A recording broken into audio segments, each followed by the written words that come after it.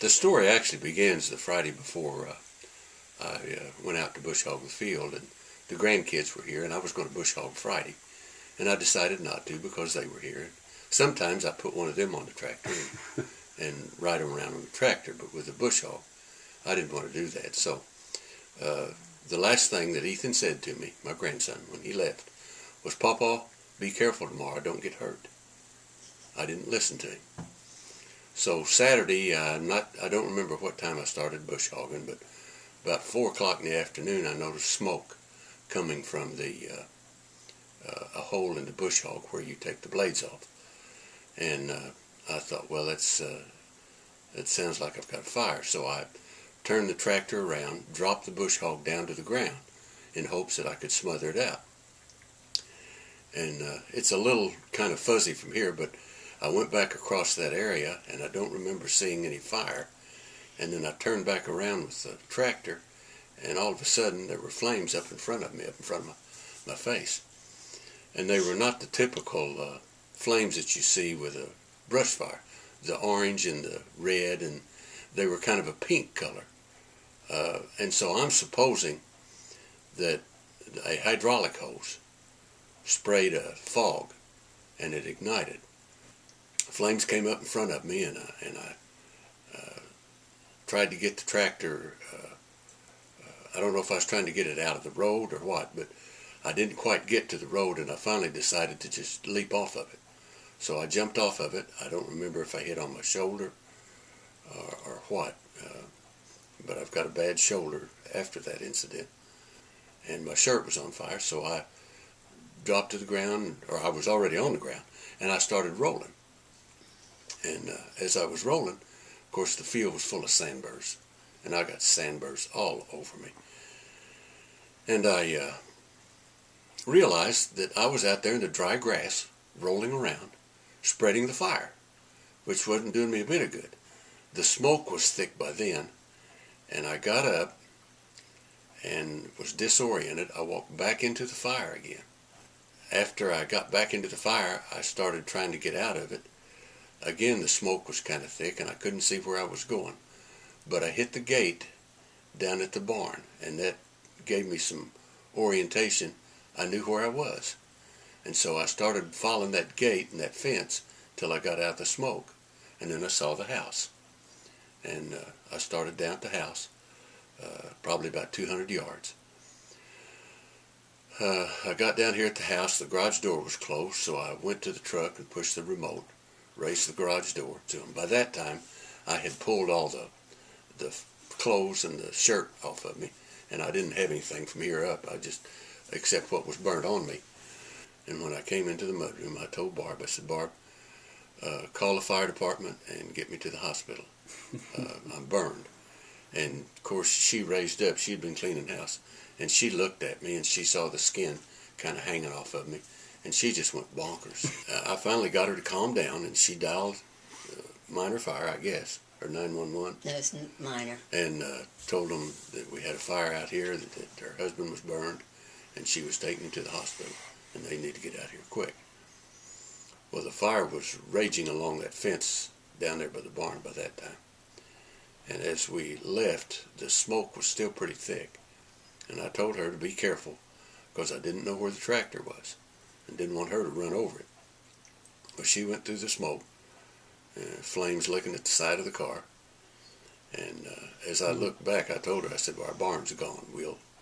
When we get back, that barn's going to be burned." So she started to town, going down Malone Avenue about 85 miles an hour. She was moving, and I was all, I kept telling her, "Now, be careful, we don't want to have a wreck." And we got to the hospital, and I really didn't realize I was as bad as I was. Mm-hmm. I had in mind they would probably clean me up, grease me down, send me home, or maybe keep me for a couple of days or something. But I got to the hospital, and a lady came to the door, kind of met me there, and I told her, I said, "I think I've got too much sun today." And she just kind of gasped, she just kind of thought, "Good grief, man." And I couldn't see myself. I didn't know what I looked like. It wasn't a pretty sight. And then from there on, it gets a little fuzzy. I do remember at that point, I must have been hurting quite a bit. Did you say I asked for some? Yeah, you asked for some. And they gave me some morphine. The next thing I remember is kind of being in the ambulance. And the next thing I remember is being in St. Louis, but I didn't know where it was at the time. And Tim praying for me. I had never heard Tim pray like that. When we got finished, the evidence of God was right there. It was a little emotional. And I knew everything was going to be all right. And I don't know if I meant going to be all right whether I lived or died or whether I was going to be fine when it was over with. From that point on, the doctor told me that he was going to put me in a coma for 3 or 4 months. 2 or 3 months. 2 or 3 months. 2 or 3 months. The first 72 hours, they said, was critical. Mm-hmm. And they said, it could go either way due to the fact of his severity of his burns. He's got 40% third degree over his body. The other 10% is second degree burns. Mm-hmm. The first 72 hours, we sat in a waiting room and prayed. Then Tim, during that time, he asked the doctor, he said, I want to know what his chances are. If he didn't have anything but just the burns, mortality rate would probably be 60%. 40%. 40%? Yeah. Okay. But he said due to the other things that are involved, it's not very good. I think he told them that they would have 8 to 12 surgeries, and they ended up doing 3 surgeries and then doing 1 over, so he did a total of 4. And of course, after they got finished with his grafting, 100% of his body just about was covered with either donor sites or grafts. I ended up being in a coma 4.5 weeks, not 2 or 3 months or 3 or 4 months. There again, I think God was at work. I was there for 4.5 weeks in a coma, and then another 3.5 at the burn center, and then they transferred me to the rehab center.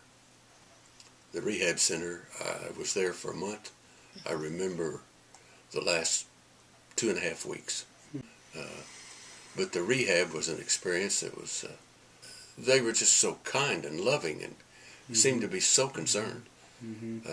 So I feel like I got real good treatment. Some of those nurses would come out, put their arms around me, and, care about me. And I just feel like God was with me through this thing. I could have gone out there and found him burned up in that field. I just feel like God was sitting on the tractor with him and, brought him through. And he just stayed stable the whole time, which again, we just feel like had somebody on my side. God was at work.